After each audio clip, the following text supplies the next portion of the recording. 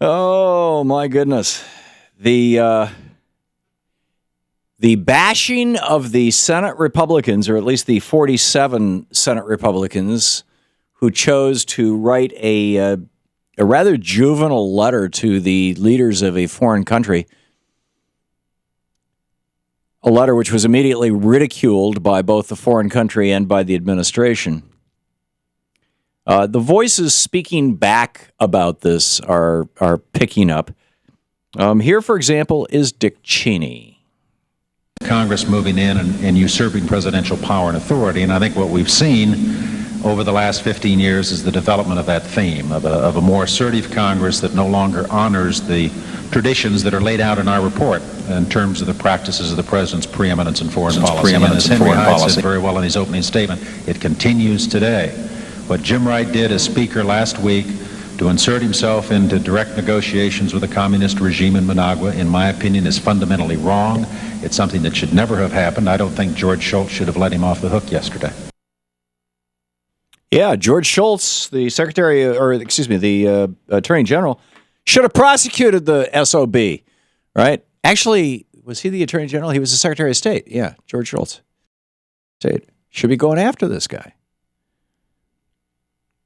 Now, that was, of course, when the presidential prerogative of Ronald Reagan to sell weapons to the Iranians in exchange for their having held the U.S. hostages in 1980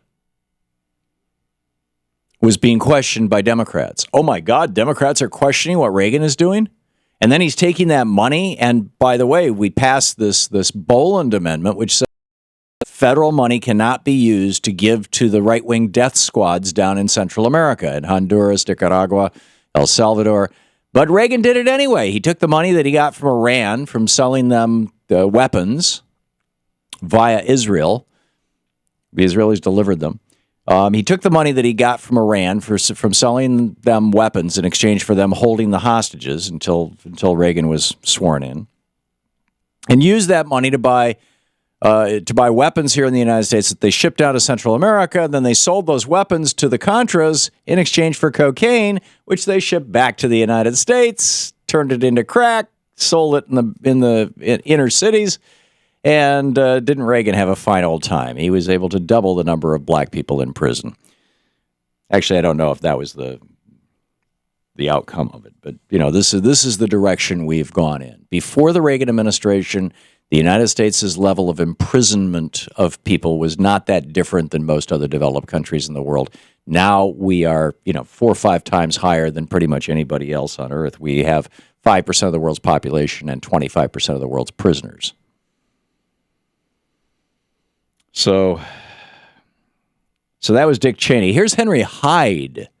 Henry Hyde, who was, famous Republican congressman from Illinois. He's the guy who authored the Hyde Amendment, which makes it illegal for federal money to be used for abortions. There's a whole brand new version of that, by the way, been attached to a piece of legislation over the last day or so that Harry Reid's getting quite upset about. Republicans attached this anti-abortion thing to this piece of legislation without telling anybody. But anyhow, here's Henry Hyde.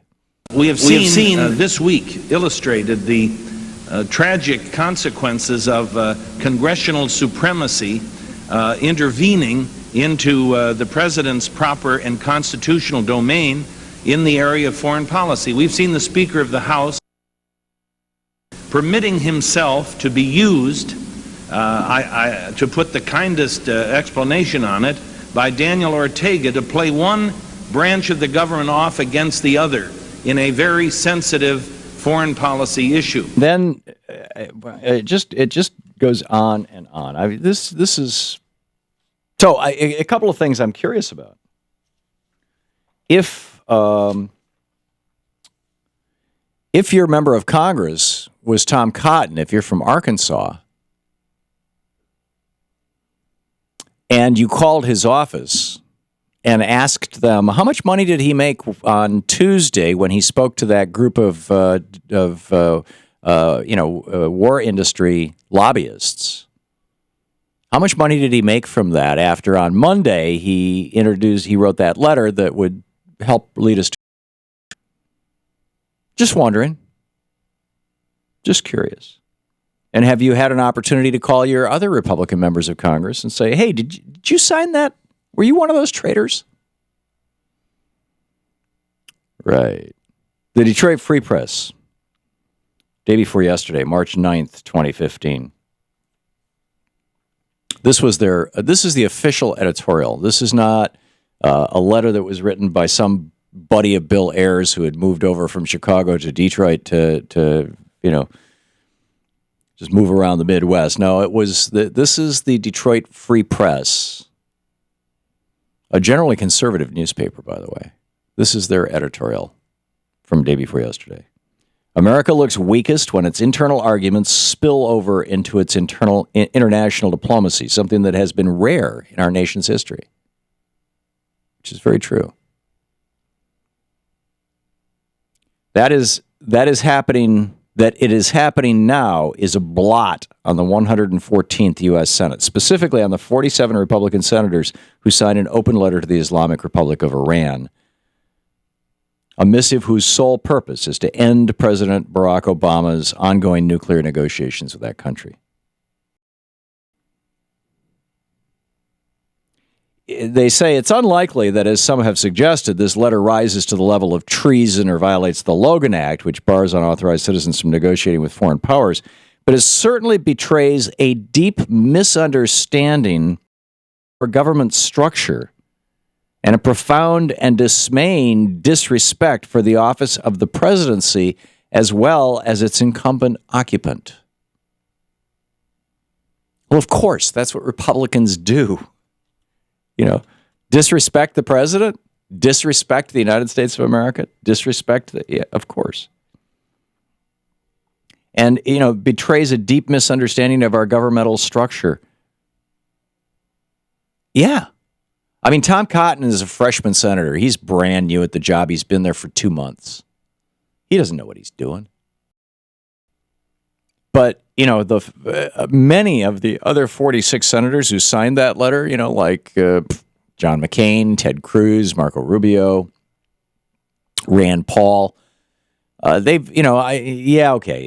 Paul's new. No, actually, he just got reelected, didn't he? So he's been around for a while. Marco Rubio's been around for a while. The Detroit Free Press goes on to say, to disagree with the sitting president is one thing, even if that disagreement is loud, even if it's raucous. A deliberate attempt to undermine a sitting president's efforts to discharge his constitutional obligations, that is something else entirely. They summarize by saying the Republicans who dispatched this letter have done more than embarrass a president they dislike. They have also disgraced themselves and undermined the credibility of the nation whose constitution they took an oath to uphold. Oh, by the way, this is so funny. Rural Lib pointed this out over at DU yesterday. 47 senators out of 100 in the Senate. That's 47%. 47% of the Senate voted or wrote, signed a letter to try to hurt the United States. What's with this 47% thing that the Republicans have, right? I mean, Mitt Romney, 47% of the people don't pay taxes, they're just freeloaders. Now it's 47% of the senators don't want to legislate, they're just freeloaders. I mean, is this like a magic number for them? Does this have something to do with numerology or astrology? Does this have something to do with why they flip the stars upside down on the flag? That they keep going to 47s? This is the Thom Hartmann Program. But the bigger question, now that these Republicans are saying things like, it was just a joke. The president has no sense of humor. No, I'm serious. I'm not making this up. What should be done about this?